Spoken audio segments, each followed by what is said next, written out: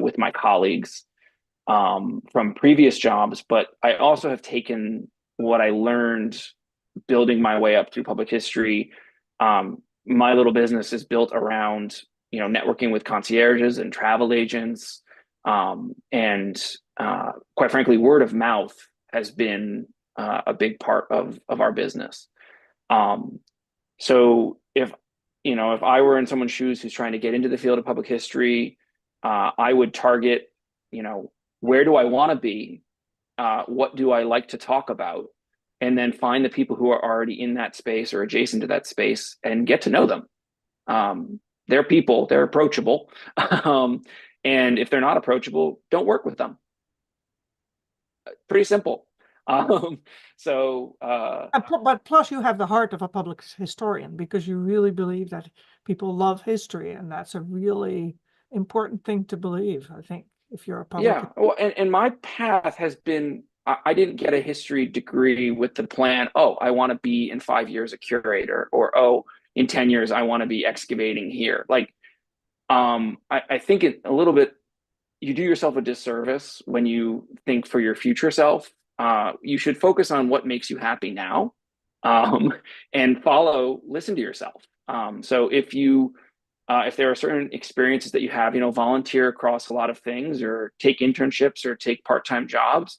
And if there are aspects of that role that you really like, take note of that and then try to build further in that direction. Um, I do think the core question that's at the heart of this commons discussion, what are you going to do with that degree? I really loathe that question because I've been I asked that do question too. many times. Well, it's someone who is not thinking broadly. You're saying, oh, well, you have a degree, so what's your job? What's your career? And what if I don't know yet? What if I spend my life working toward that? So I would definitely encourage people to think about the community and the network that you can build.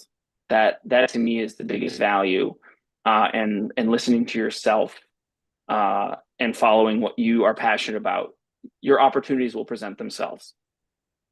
If you don't like what you're doing, then stop doing that. So I'm hearing you say basically two. I'm hearing you say two main things.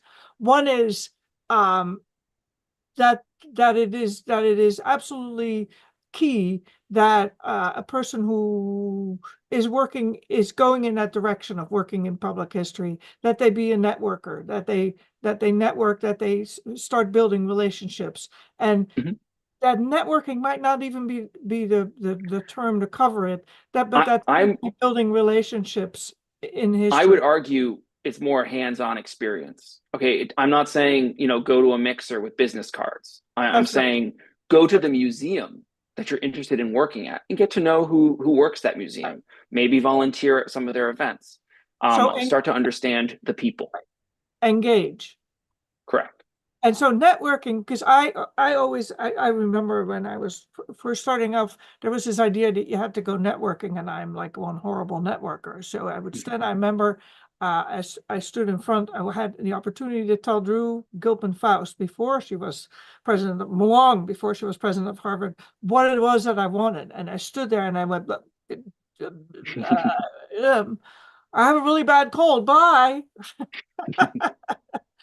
In any case, Yeah, but you're saying is engage, and that's a really maybe a better term. But the second thing I'm hearing you say is that to roll into this field in some ways, you need a little bit of enough financial flexibility to be able to take part-time jobs and maybe even volunteer opportunities. That somehow you need to build that up in some way, that so that you can do something other than immediately look for the full-time job. So I'm going to take these two things to Rachel and ask her to respond to that with her own experience, and also, including to the original question that I asked you, is there a usual path? Yeah, I think part of it is, well, first I'll say this is a field where the majority of people are going to be either very, very friendly, I find, and like they just are, it's a subject people are passionate about. Um, and also very introverted. So if you're an introvert who hates the term networking, like I definitely do, but I've been to many, many, many events where a lot of people who love history show up and we're all like, yeah, we hate networking, so let's just trade business cards and be done with it. If you need anything, of course I'll help you, but like let's skip the formalities of like the awkward intro stages there. And I think, yeah, I agree with Ted that to a certain extent it's people skills, but yeah, I'd agree it's like relationship building more so than just the traditional networking in a traditional sense. Because like I have met people through just visiting museums in the Boston area because it's just something I do. And I'll go and I'd say that too. Go there, engage, do it. yeah. I mean, like in Boston, you can get, and thinking about it from the perspective of like, okay, well, if you don't have a job, then you may not have unlimited financial resources to be able to go visit every museum. But like the BPL, the Boston Public Library, offers free museum tickets. A lot of places these days have a scaled income ticketing system, or you can even ask and say, hey, like I'm a teacher, student, whatever, and just go and say, hey, I'm really interested in this. And it's worth asking, what do you recommend I do? If you're starting from literally square one, going to museums in your area and saying like, I want to do what you do. Can you tell me how to do that? But then, yeah, also just maintaining those relationships and saying like, even if they say we don't have any jobs open right now, then that person, and that's usually the best way in any field, but especially our field, to break in is to have someone who might say, oh, well, in 3 months, we're planning to post a job for an assistant curator. And I know you and I trust you to an extent. So I'll let you know when that happens. Yeah, Gloria's saying local libraries tend to have museum tickets you can use on a first come, first serve basis. Yeah, and let's see. I saw a question from Ryan in the chat too that I wanted to address. Are you talking about Ryan's question about specific resources or spaces that people looking to get into the field could use to start building a network? Yeah. So I'll say, like, I took the position with the Math History Alliance as a part-time job to supplement my income, but also recognizing that through it, I would be able to make a lot of connections, and that's certainly been the case.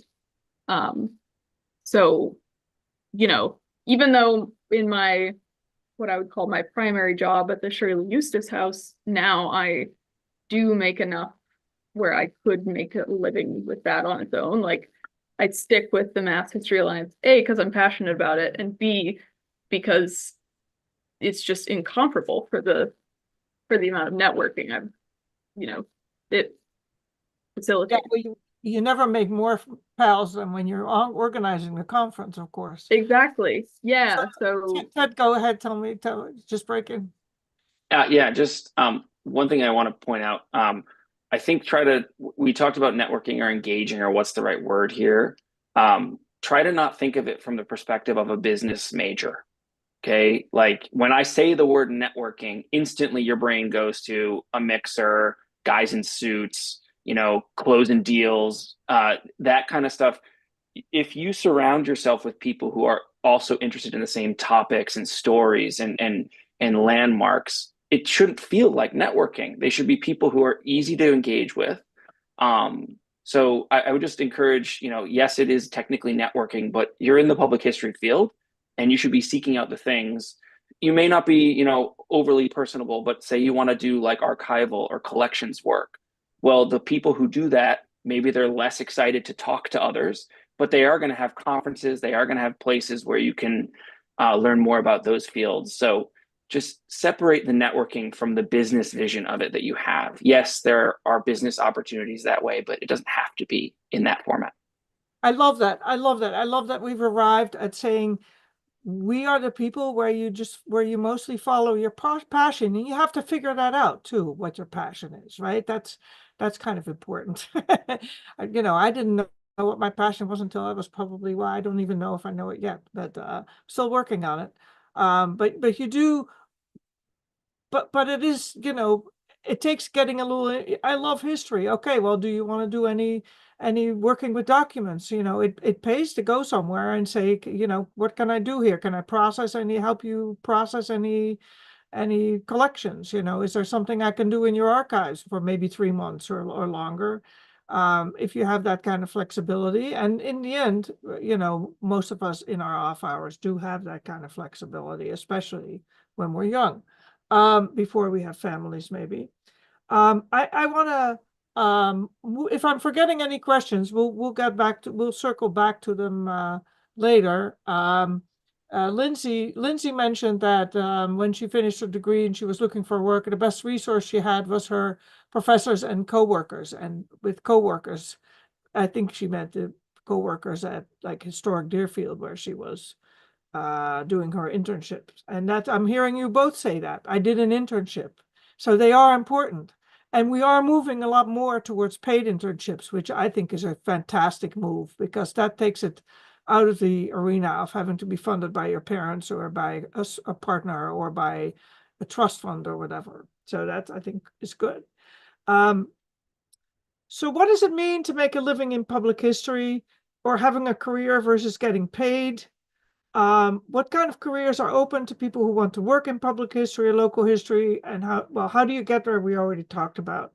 So, shall we discuss what kind of opportunities are open if we are passionate about history, and like what Ted said, believe that people really want to engage with history?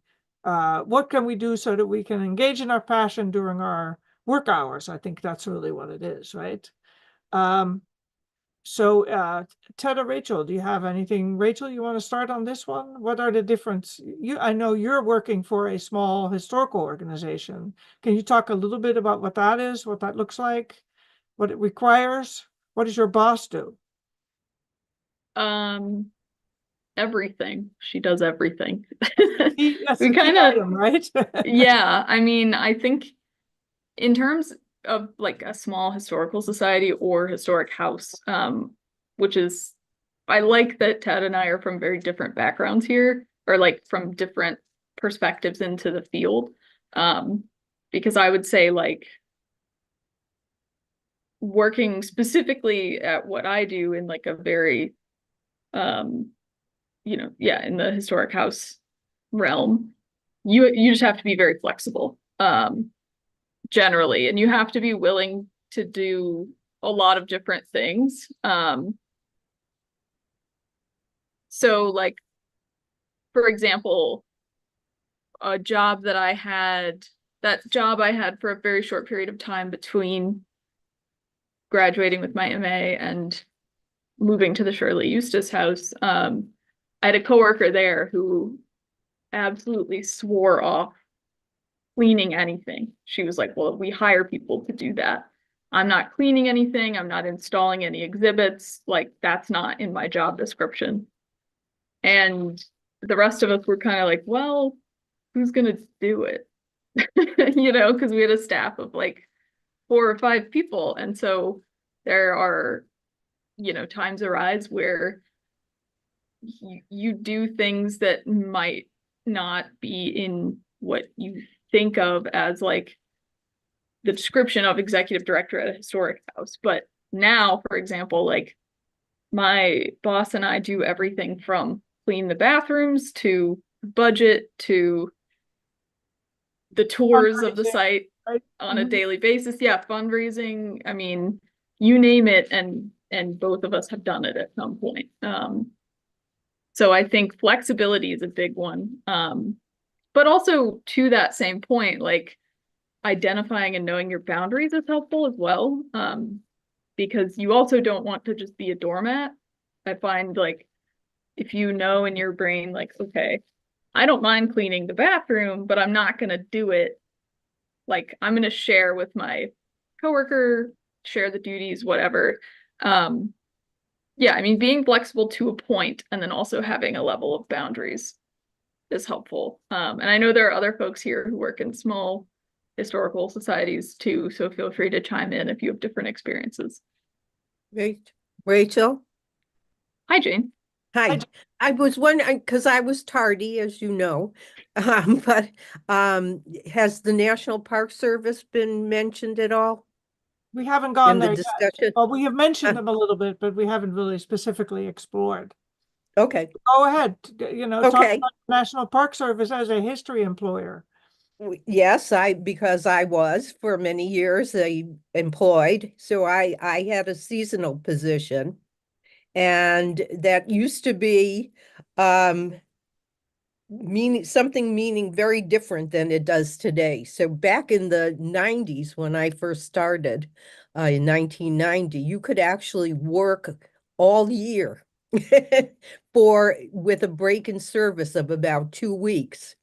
So there was an opportunity for a young single person who was healthy, never me, a young single person, but to actually make enough to get through the year. But then the Park Service changed that in the early 90s when a seasonal park ranger in Washington, D.C. died, and she didn't have the money to pay for her funeral because she acquired no benefits. And therefore, the Park Service, in its infinite wisdom, changed the rules and said that you could work no more than 6 months. And so that presented a lot of problems. And now I think that it's a lot harder to get a job in the Park Service. And one, because they're looking for volunteers. And two, you can supplement an income. You certainly, if you have two incomes, it's even better. But yeah, that used to be an opportunity. I think it's less so today, unfortunately. And some people do advance to become permanent employees of the Park Service, but certainly you should go to USA.gov, and anybody who's interested in seeing what they have to offer, and they have a list of all available jobs. I should say, as a person who always has wanted to work for the Park Service but could not until 4 years ago, that you have to be an American citizen to do it. Oh my gosh. Ted, do you want to speak to your experience in working for the Park Service? Because you said you worked for a Boston. Sure. Right? Yeah, so I was one of those NTE 1039ers, not to exceed 1,039 hours, which is 1 hour less than 6 months. Right. And so that was one of the things about the job that made it easier for me to, again, say, I don't think this is a sustainable path I'm on. So I did 2 seasons. In between those, I worked in auto repair, guys. Like, I had nothing to do, and my landlord didn't want me to move. So I worked in an auto body shop in Mattapan, Massachusetts. It was not what I wanted to do for a living, but it let me have money. And then I was able to return to the Park Service the next year. So I really think while the career path in the National Park Service is so much narrower today, I still would encourage people, if there is a major story or landmark that you want to talk about, those 6 months that you spend with the Park Service, number one, it's extremely rewarding. Great colleagues, great community, but it's also the public's view of you. It's really inspiring that you are an authority because you have a badge and a great hat. So it was a huge. That's where I started. The tours that we lead today were written when I was a park ranger and have obviously grown since then.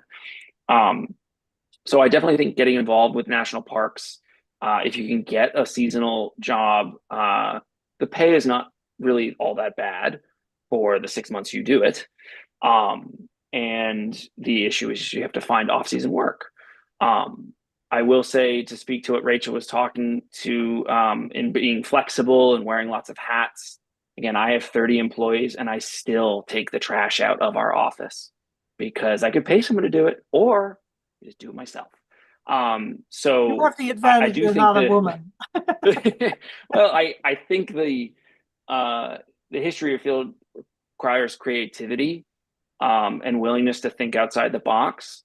And one of the things that I think is so misleading about the core question that we get asked of what are you going to do with that degree is that it doesn't translate naturally into a 40-hour a week with benefits full-time job when you're 22 or 24.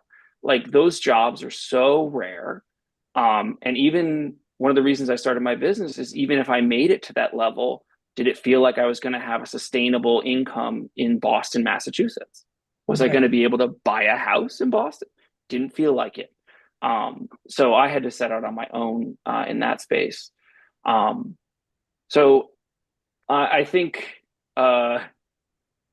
rejecting the demand or the narrow view that you have to find that full-time job.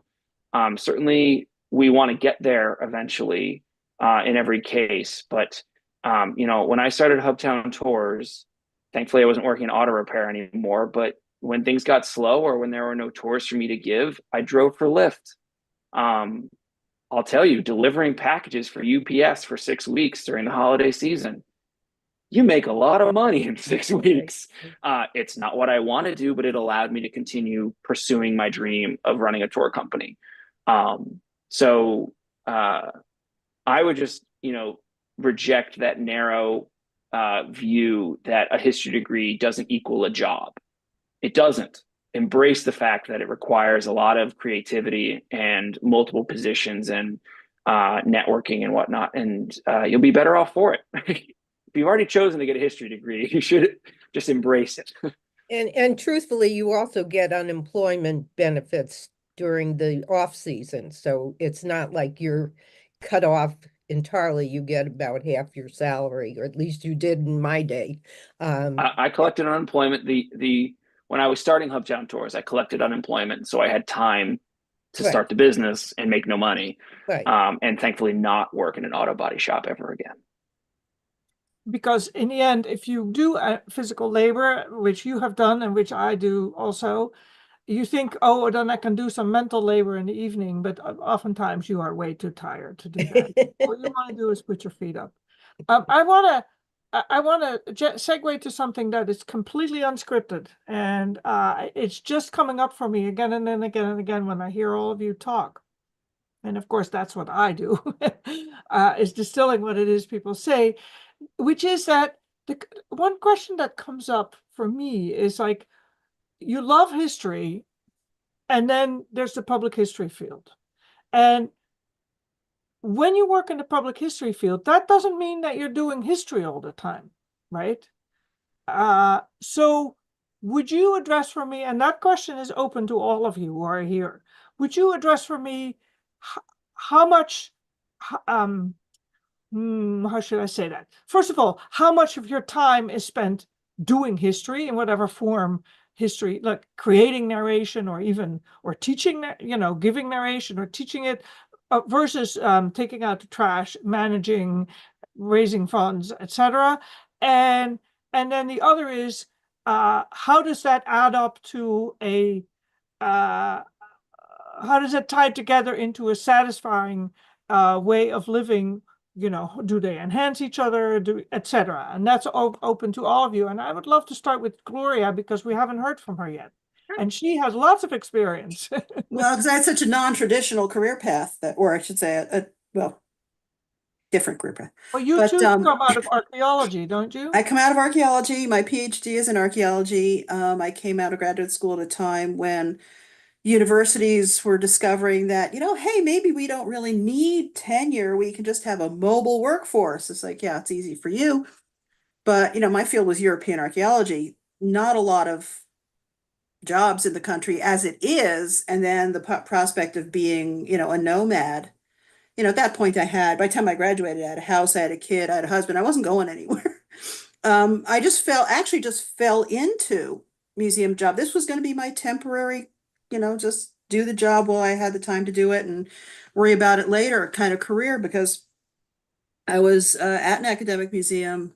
The department was part of the museum and the department were sort of intertwined. And a friend of mine had a cataloging job for a collection that was in our, in our area of interest. And he went on to another job. He actually went on to collections manager, said, "Hey, you want the cataloging job?" I said, "Hey, sure, why not?" Because it was more fun than teaching. I was not enamored of being a teaching fellow. So I took that. And then when he moved on to a job someplace else, the director literally said, "Well, if Gloria wants a job, fine. Otherwise, I'm not going to fill it." And that's not because, he had such high regard for me. It's just he couldn't be bothered. And this was the line of least resistance.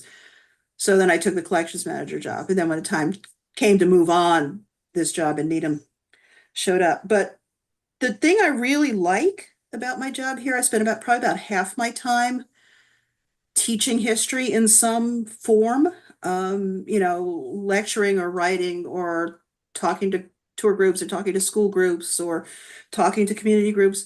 I see my job as making other people love history.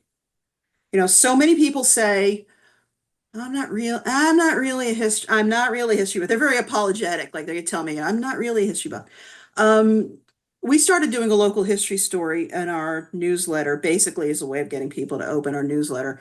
Our newsletter went in 2 years from 400 people to 1,600 people. The story is the weekly feature. Now, that puts me on the treadmill. That damn story has to go out every single Thursday. But it's been huge, and people are interested in history when it's history that they can relate to. I'm not talking about, the Council of Nicaea or something. People go, what are you talking about? Who cares? It happened there, it had this date, this which is often the way we teach history. Time, place, date, without ever, linking them up. But if you can link the history you're teaching to the interests that they have, they're very interested. I mean, look how well Ancestry is doing. People want to know about their families. They want to know about their backgrounds. They want to know about the place they live. They want to know about the house they live in. They want to be able to share this. If I post a story that has something to do with like the 60s or 70s, when we still, there's still a lot of people around, I'll get 100 comments back, to me or to each other. Like Facebook will blow up and they'll say, "Oh, and I remember so and so, and you remember we did this, and you remember we did that." People grab onto history that it's that is relevant to them. So we have to find that hook to engage the audience. We can't just say, "Hey, I have all this great information. Why are you not listening to me?" Mm-hmm. That's what I heard Ted say too. Yeah. But- People come to Boston for that history. If they're doing a tour in Boston, it's because they want to know about that history. So Ted, tell me, how much of your time do you spend doing history? Well, less and less these days.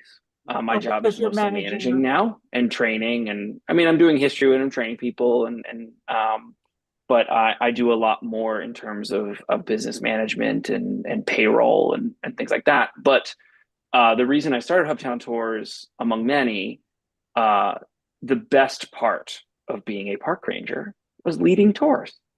Like the best part of the day. So when I started at Boston National, we were doing 12 1-hour tours a day out of the Faneuil Hall Visitor Center. And that meant you'd have one tour, maybe even two. You get one in the morning, one in the afternoon. Great, fun. The year I left, which was only the next year, they were doing 4, which meant you come to work and you might get a tour. Otherwise, you're standing in Faneuil Hall reinterpreting the same, "Hey, what's that big painting?" A billion times, or you're sitting at the desk saying the restrooms are in the basement. Like, that's not history, that's visitor services. So it really, over the course of even just 1 year, it had turned into not a historical interpretation job, or much heavier weighted toward visitor services. So I picked the history and I said, all I want to do is a history. I want to do a longer tour. I want to only give tours.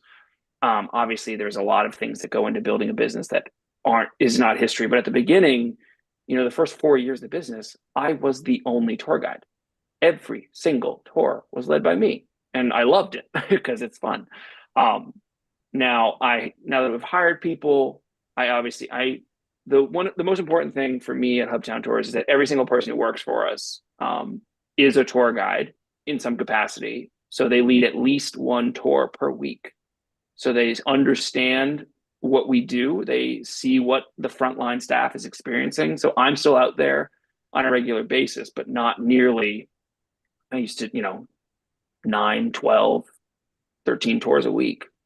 And that was just what I did. I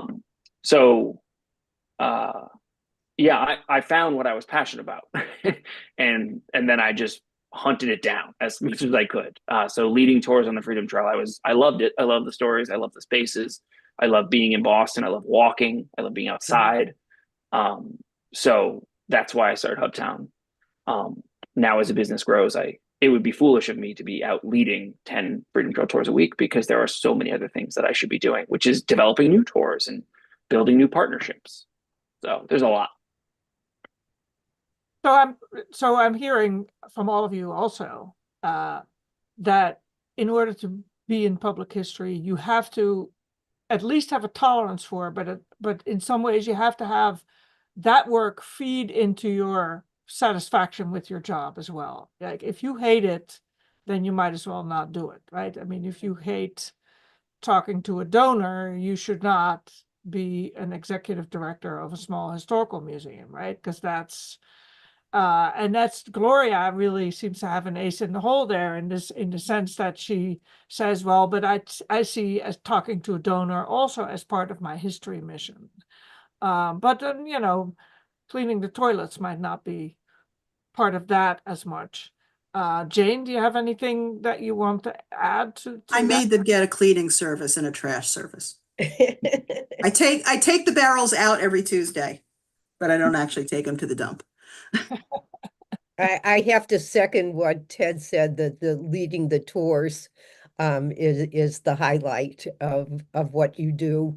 But there is a fair amount of telling people where the bathroom is and a fair amount of helping them find lunch, which is a big part of their experience as a tourist out in Concord and Lexington area. But I think also your enthusiasm for it, and if you really care about what you're doing, it does transfer to people. And if you kind of read your audience in a way that makes it real to them, and that brings not only you a lot of satisfaction, but it also brings others a lot of satisfaction, and they get interested in it. I have people that were on my tours 20 years ago that write to me and remember it. So, I think it's because I cared, and kind of telling people nicely what you can't do. I'm like, you can't touch anything in this house, but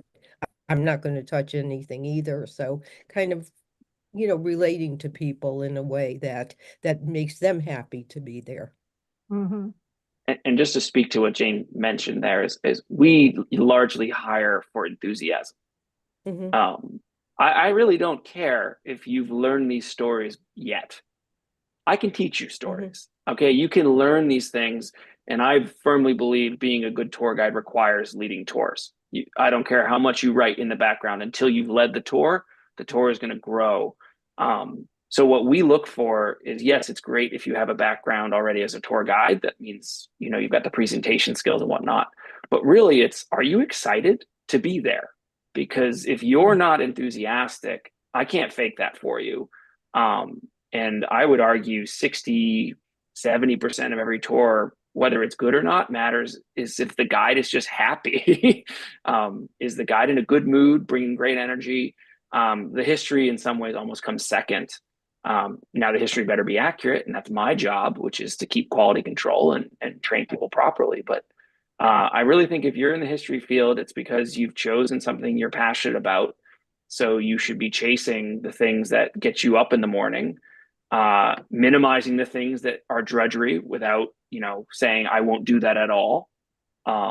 but if you don't like discussing history with people, you should become a consultant or something. Go to a completely different field, because it's a hard field you've chosen, and don't pursue it unless you love it.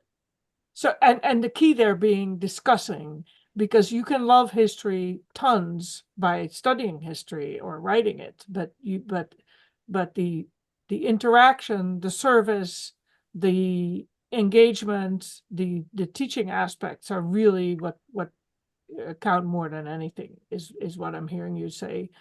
Well, Rachel, and I'm heavily biased toward in-person interpretation, speaking skills, because that's what I love and that's what I feel I'm good at. Now, if someone loves history, doesn't really want to be the person who is out in the field delivering that or meeting with guests, there are so many jobs in history that are like the research side of things, the archives, the collections. right. There's plenty of work that is not customer facing. I just can only speak toward interacting with the Yeah. public because that is the business I started. Well, that's what public history is, right? I mean, There's that's a world Well- shortage of archivists and collections managers. Of Yeah. course, there's a world shortage of salary to pay them, but Yeah. that's, I know a lot of people in that boat. yeah, but I think you're going to find for any local history organization, especially, historic houses and historical societies, that's their big, no, they're first as a development manager, of course, because they want money. But collections managers and archivists to keep the collections organized, going, and to provide information when the public asks is, it's wide open. well, and that's Yeah, that's but the it's aspect where- shortage of funds. I think that's one of the big differences between tour guiding, for instance, and working for a small history organization, is that you have all the history aspects, different historic aspects of history that are very big. You take responsibility for a collection, and that's that interfacing work, which ultimately, of course, also translate to the public history aspect by becoming accessible, right? If you don't process or organize or archive your collections, then nobody can ever really look at them because they're sitting in a box and nobody knows what's there. Why do you have them? Why do you keep them? Why do you have them? That's if right. Nobody Except for the can mouse, yeah. do anything about it. Um, Janine, I don't know if Ted sees the chat, but Janine's asking if there's a specific approach to tour guiding in the context of a place and or historic moment that is painful to discuss, like mass murder or genocide. That's And I think exactly where I was going to go to. okay, I was gonna say, I think Jane and I both have experience discussing enslavement. And, in our communities, people don't want to believe it happened. And in a local community, you can also say, where, like this home, this historic house for this, distinguished family. Well, this guy was also a slaveholder. And, people don't want to hear that about their communities. They want only to hear the nice stuff, only to hear the good stuff. But humans are not always nice and good. And there is other stuff. I think Rachel has a lot of experience with that, Yes. where she works at Shirley Eustace. Yeah. So my site actually, over the period I've worked there, transitioned from a site that approached. So we're a colonial English governor's mansion in Massachusetts, which carried with it a lot of, difficult history. And my site over the past 5-ish years has transitioned from formerly kind of what you would think of when you hear historic house, where they would talk about the rich white guys and how great they were and how good they were at governing, to now we're discussing, okay, what were the implications of that, of being an English colonial governor? What did that mean for people who were not rich, white, and from England? But a lot of, like, Governor Shirley, who built the mansion I work at, or who ordered it constructed, expelled the Acadians from Nova Scotia. Was governor during the 7 Years' War, which saw a lot of Your battling. audio is really, maybe you need to lean forward a little bit more or something. Oh, sorry, that said so good. You're getting very soft. I don't know why that is. I'm sorry to interrupt you. No, you're fine. See if okay, it looks like it's using my, Now it's better. Yeah.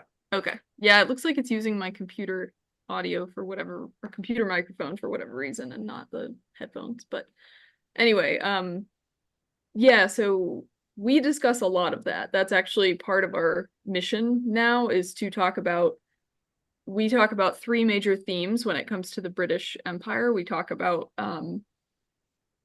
environmental degradation of North America because of the British Empire, enslavement, and the legacy of enslavement, and what that's meant for Boston and New England, and then poverty, class warfare, and poverty. And I mean, our strategy when it comes to talking about that is all of our staff, meaning the two of us and our volunteers, are on the same page. And so we know and we trust each other to say the same thing. We discuss what we're going to talk about.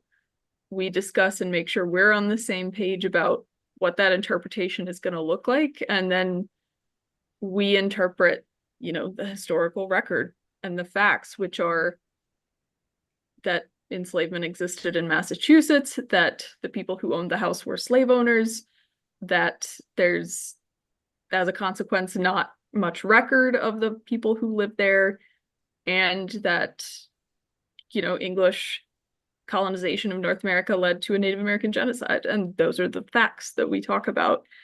And it's very rare that we encounter any argument or resistance to that. But I think for us, it's more like, and I'm very fortunate to be able to say this, like, I know my boss has my back if someone disputes that and says, yeah, but that didn't happen. Why are you talking about this? I don't like that you're talking about this. I know that I can say, well, that is in the historical record, and here's where it is, and here's where you can reference it. And my boss will say, yep, this is what we pay her to talk about. So if I want to put your response to Janine's question in a nutshell, you would say I take the direct approach and take history and present it. I would love to hear Ted on that, because And bring the receipts. And bring the Yeah. receipts. and 'cause bring the people will- receipts. People will argue. That's a really good plan, bringing the receipts. I like that. So I obviously am in a different space. So we're a for-profit tour company. And so you may think, oh, well, the customer is always right. The customer is never always right. That's not true. And I think, so Rachel's audience is probably, far narrower in the sense, I'm not talking about numbers. I'm talking about who is seeking out a historic house. It's a very specific subset of the population that is likely already aware of these things or open to new ideas, looking for complexity. We had almost 40,000 people, and we get people from all around the world. We get people from all around our great diverse country. So what I teach our guides, the overarching goal of every tour is that every single person, I really don't care where they're from or what nonsense they believe, they walk away with a positive experience. So they've been challenged maybe in some way, but they've been challenged in a way that they feel respected. So we really, for me, historical interpretation is, you should not be putting yourself into it. You didn't live through those eras. That includes, you shouldn't be passing judgment on people. You shouldn't be preaching. You should be delivering the facts. So here is what happened. And it is you, the audience's job, to interpret, well, where would I want to be in that situation, without leading people in a way. So we definitely engage with plenty of complex. I mean, all we do is talk about politics.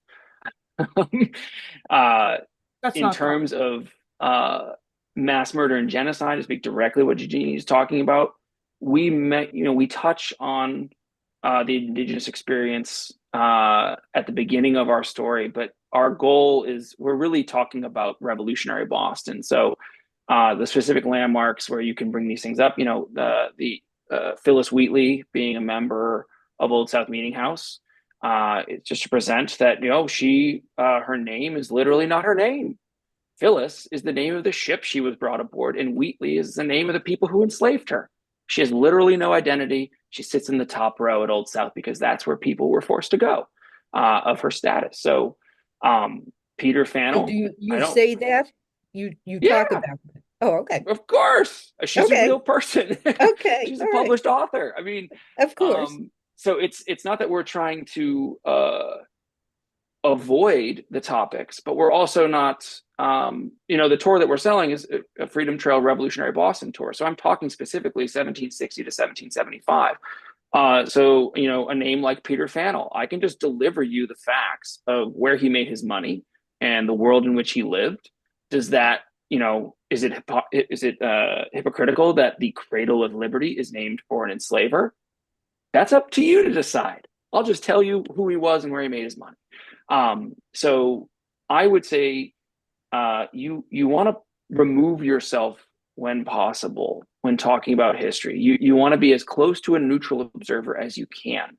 And I think it's more impactful when you're not in a pulpit preaching to people saying, well, you should feel like I feel. You're like, no, here is what happened, and it's up to you to interpret. And that, I think, makes it a much more lasting lesson. So that is our perspective on, difficult history is everywhere. Don't ignore it. Don't sweep it under the rug, but also, unless you're writing a tour that is specifically about really difficult history, well, our entire tour shouldn't be about shaming John Hancock for making money in the slave trade. We're going to lose a lot of our audience if we do that right Yes. off the bat. They'll just be like, oh, these people hate John Hancock. We don't. I'm just trying to tell you who he was.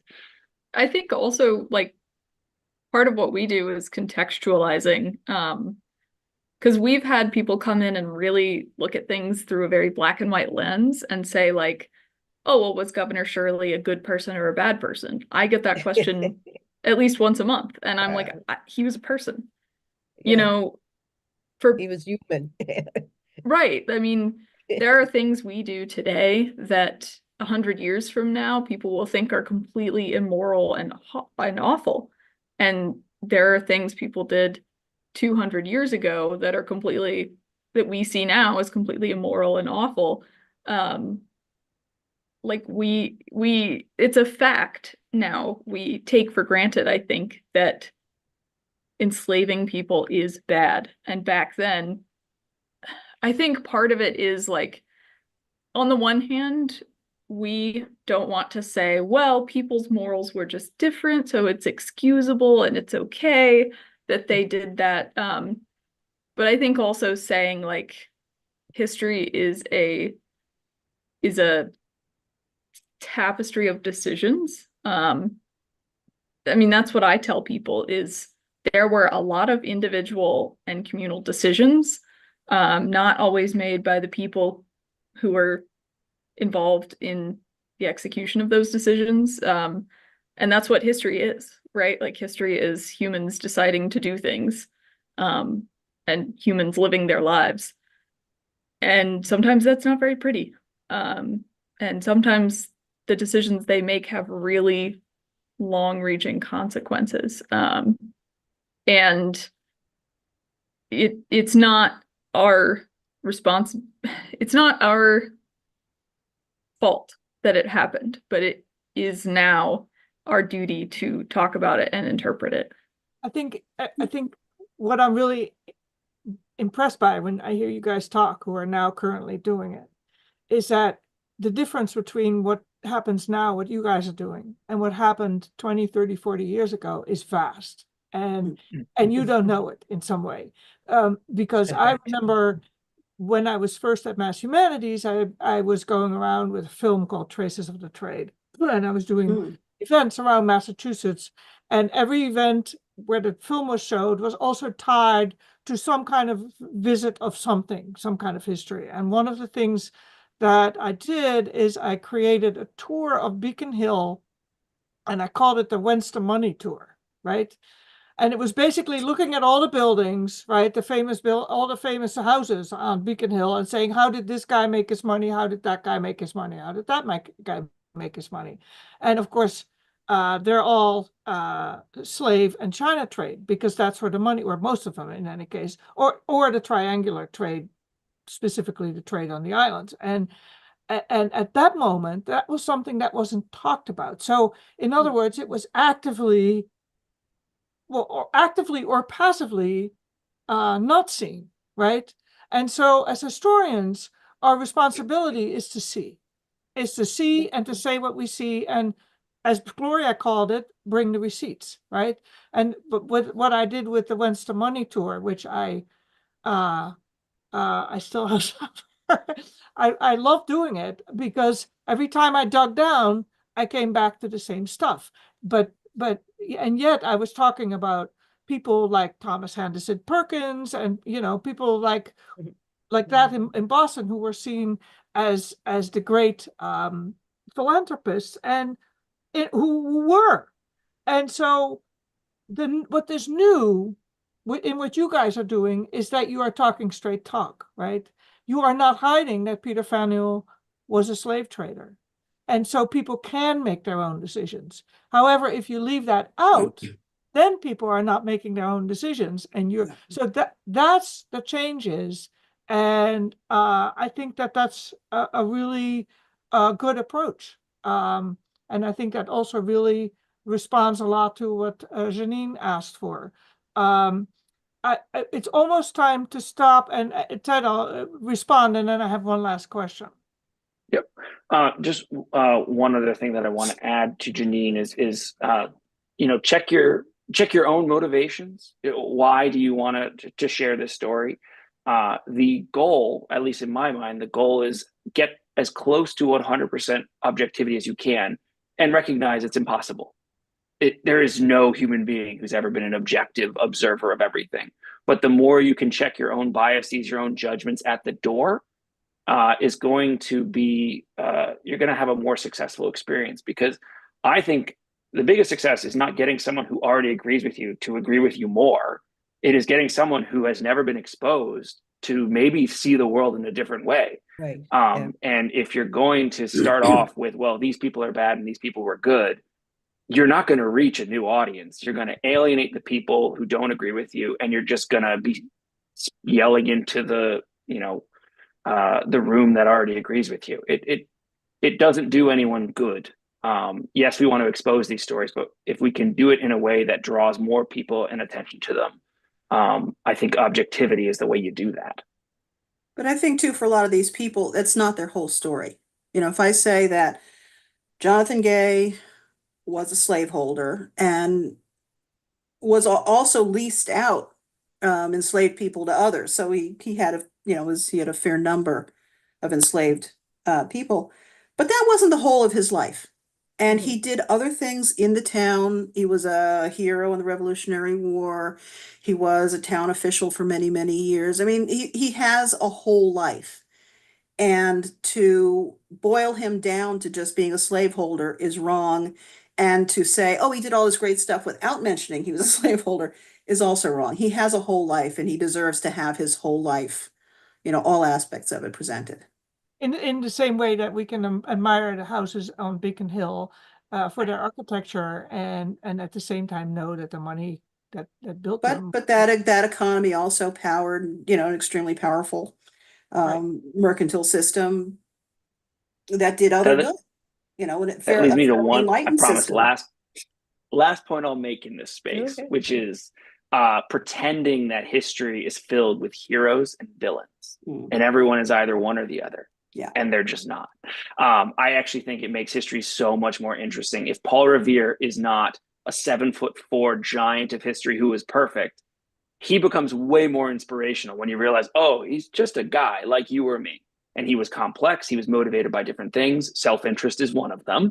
So I think the more nuance you can give the people you're talking about, the closer you'll get to who they really were, and frankly, more impactful it will be for your audience. So that's it. I think that's really true. That's a really nice place to leave that. All right, I have a final question, which is about, do you guys have any specific tips or tricks for people who are starting out and working on their career? Do you have places where you look for jobs?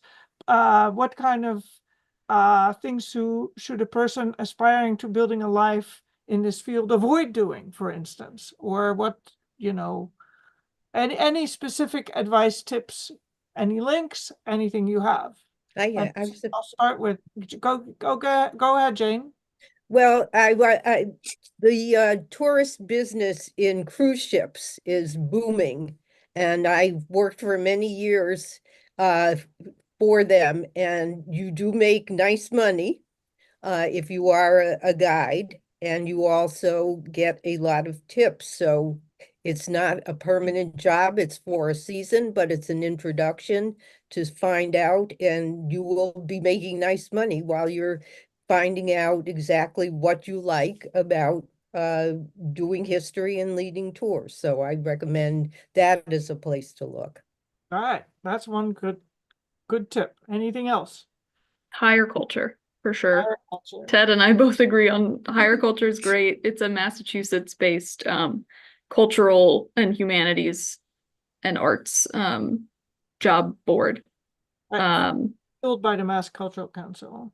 Yes, and then also for public history specifically, I'd say NEMA, the New England Museums Association, National Council on Public History, any job board, like any field specific job boards, I feel like you have more luck with than somewhere like LinkedIn, or Indeed, because they tend to be moderated better.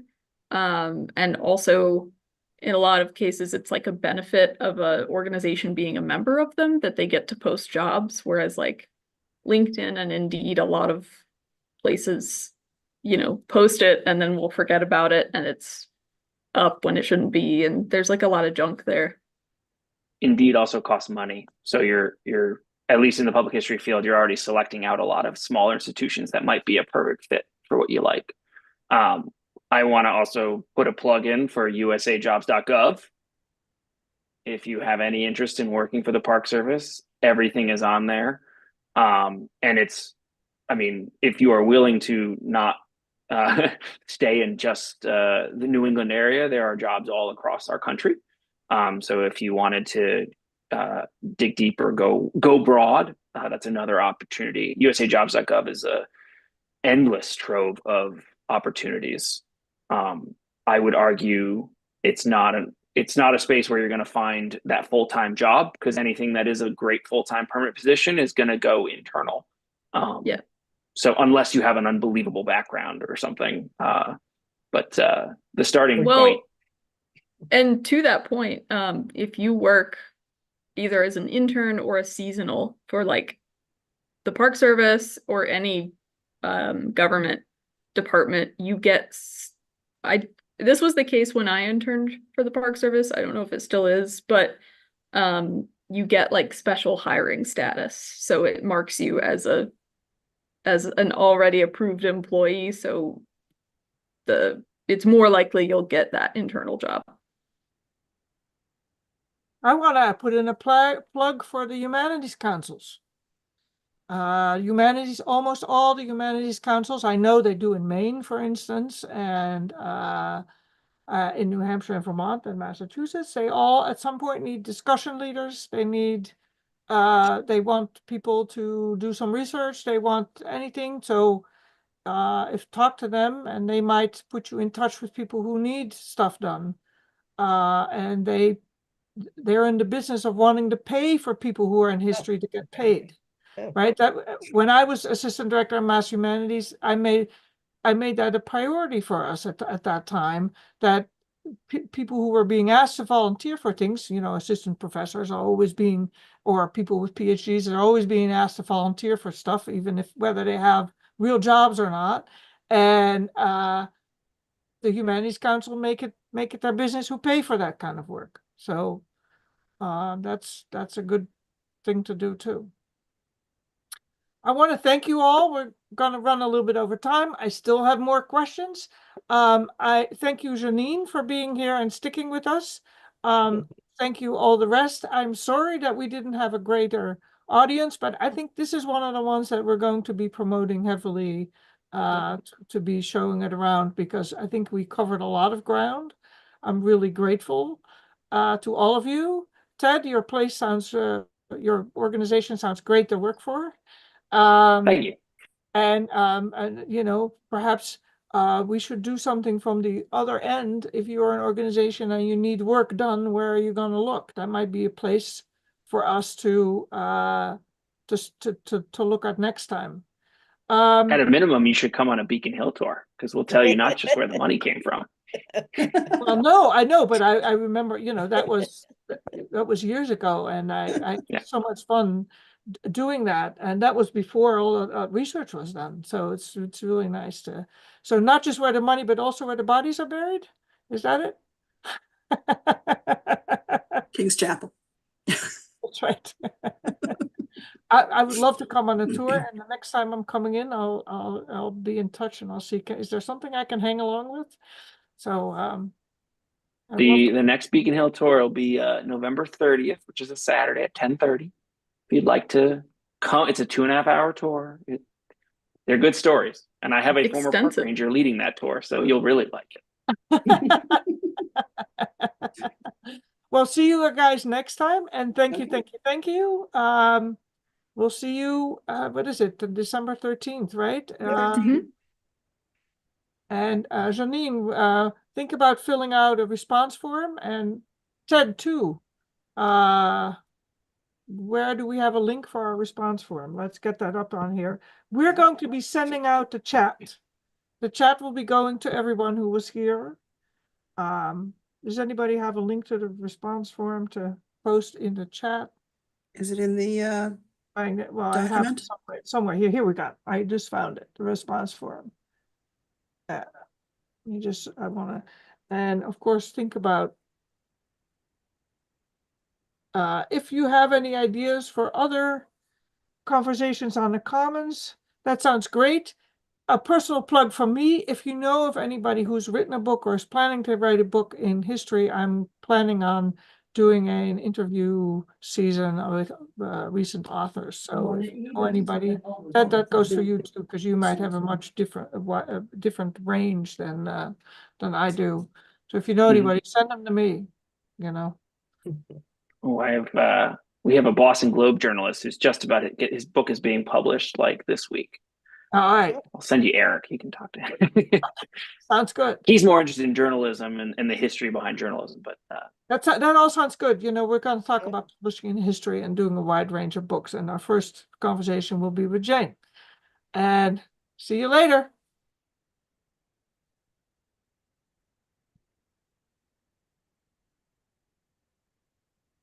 I am the host, apparently. Yes. And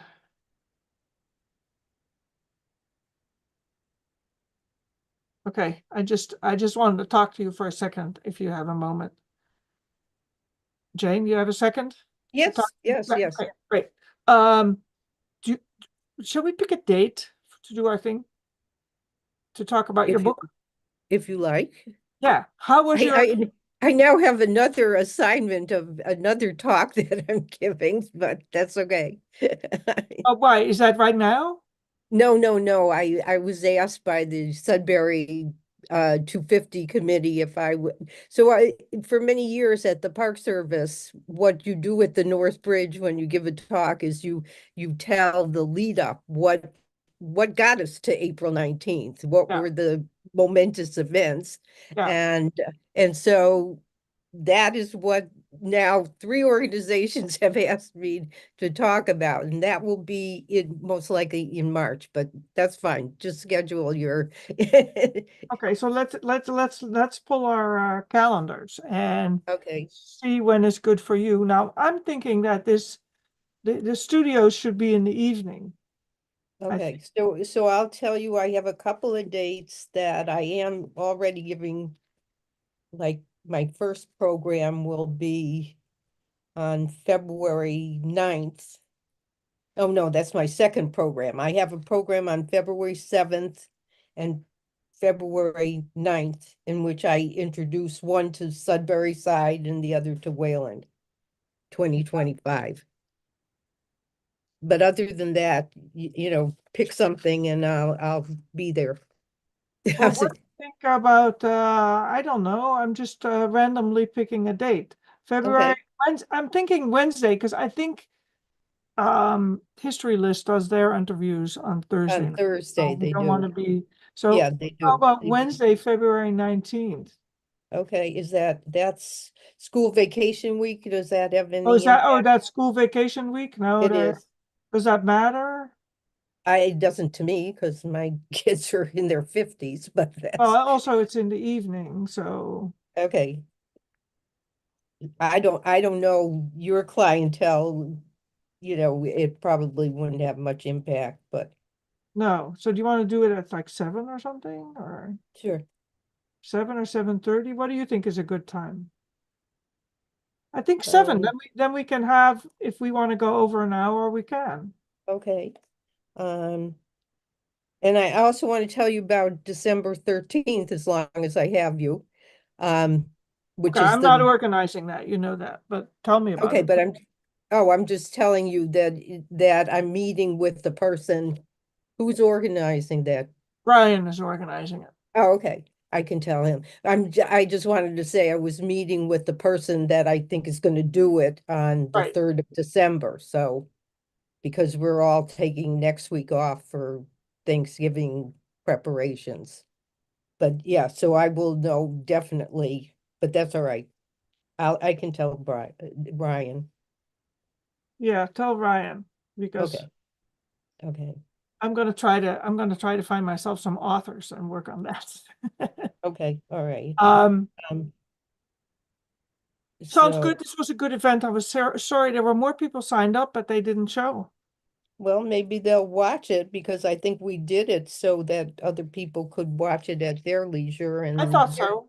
their time. And I think that if they listen, they might get some good information, I hopefully. think some of the best information has to do with what do you need to find in yourself to go into public history, right? That piece of the engagement and all of that. Right. And what does this networking shit looks like? Well, it's really more like Well, engaging in that's what I was on that earlier call was to promote my book for yeah. 2 months So before it comes out, which it is just 2 months yeah. before So it what comes are they out. telling you to do?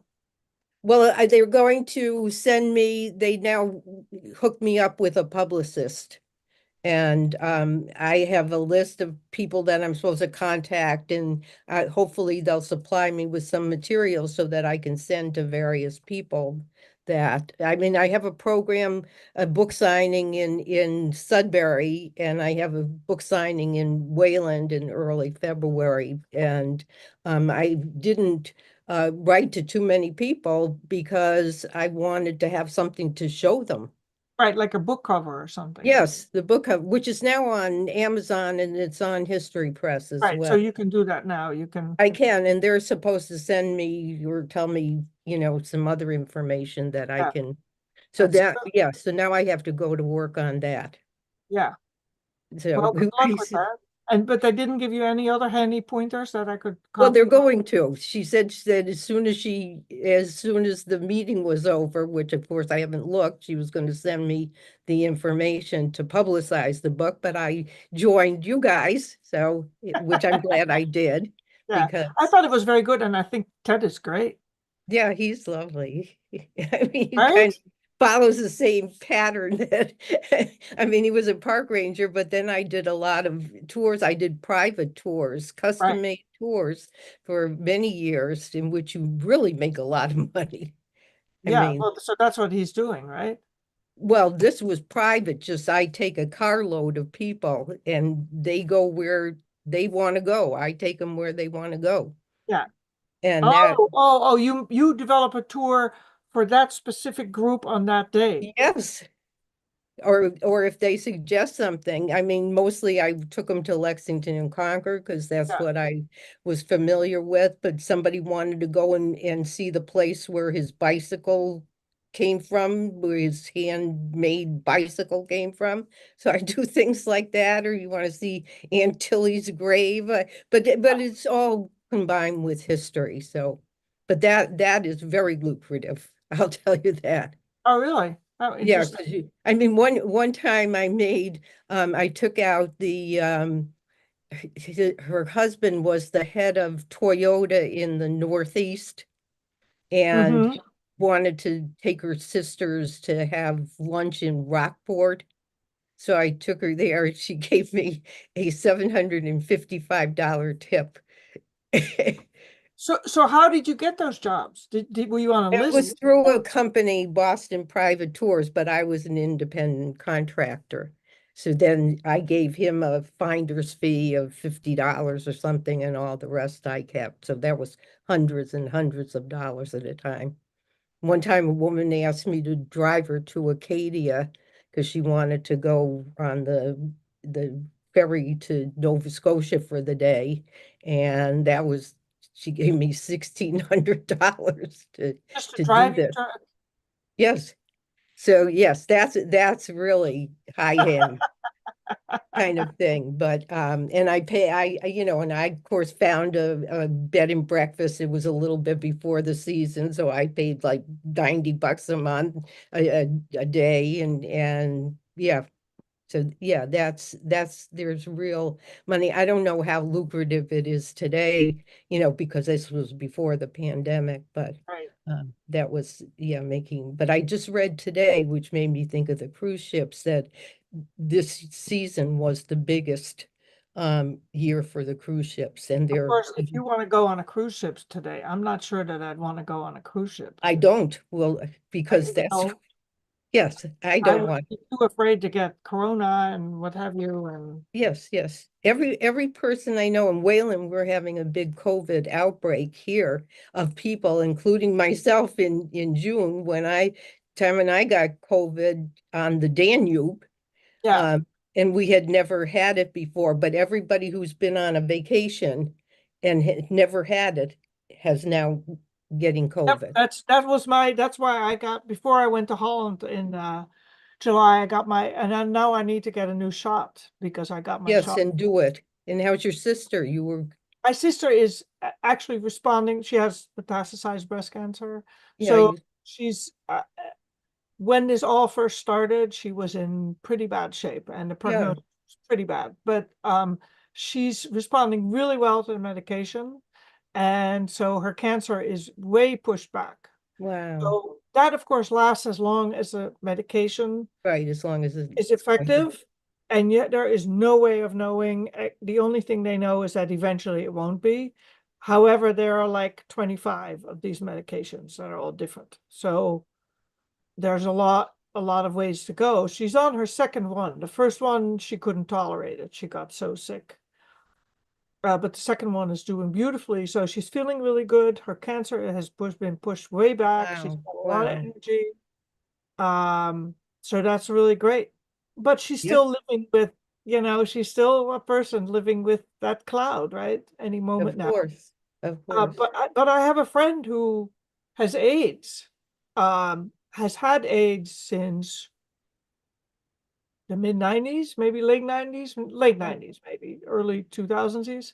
And he's been, on all the retrovirals or whatever they're called and all the medicines. And he's not been cured, but he has no longer has detectable virus.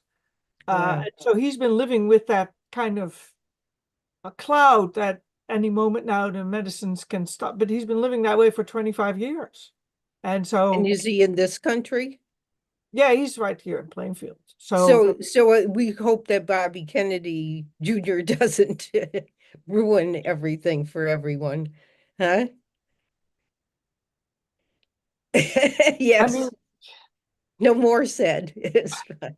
I don't know what else to say, I it's know this kind of says it all. I mean, it's scary both time. it's both not so and Yeah, like Okay, super. my daughter last night called and said that her goat, they thought her goat was dying.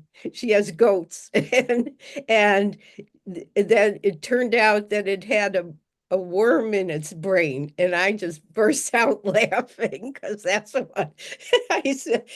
I said, I'm sorry, I shouldn't be laughing. She said, no, that's the only thing you can do when you hear that. So did they cure the goat of Yeah, the he worm? he gave him medicine and he seems to be Yeah, it's like heartworm, except it's brain. so anyway, have a happy Thanksgiving. You too, and thank you for participating in this wonderful It conference. was lovely, and I hope people take advantage of it. Yeah, and I just realized I forgot to stop recording. But so we'll ask Rachel to or I will clip the recording. Okay, all right. Thank you.